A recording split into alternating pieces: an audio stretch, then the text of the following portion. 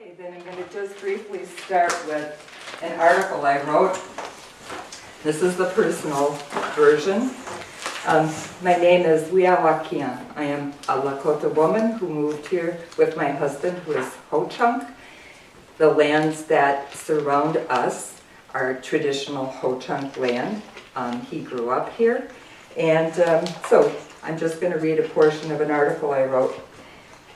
I wrote this in 2012, January. 25 years have passed in the blink of an eye. That is my eye and in my life. I grew up on the prairie in Minnesota, flat land bearing few trees.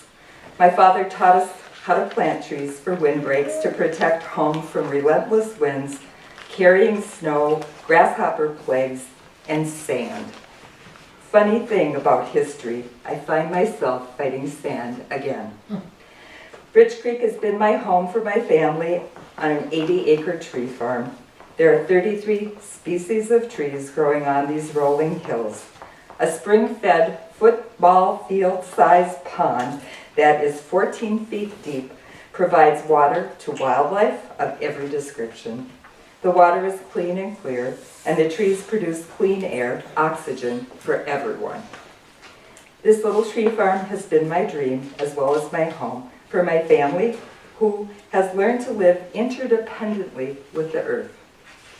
My biggest struggle has been the necessity for me to work away from home these many years in order to pay for the land in our house. Working has also kept me away from daily appreciation.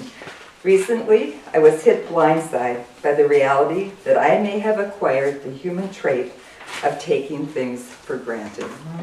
In 2011, I did not know Von Nagahashi. He's my neighbor. He was walking his dog and met my husband walking our dog. And Von said to my husband, did you hear anything about a sand mine moving in to our community? We live among rolling hills, which you'll see later this afternoon, farms as far as you can see, beautiful trees, ample water. And my husband said no, but he came home and he told me. And when he told me, it was as if a lightning bolt went through my whole being. And I went outside of my house and I looked up into the trees, and they're magnificent. 3 stories tall, oaks whose arms are spread wider than you can ever imagine. And I sobbed. I sobbed because this is not the first time land has been taken from us. And I sobbed and my knees went weak. And if it weren't for my 91-year-old father who had come so that we could take care of him, I don't know if I could have fought. And he told me, you need to fight this. Don't worry about me. You need to go and speak because I cannot.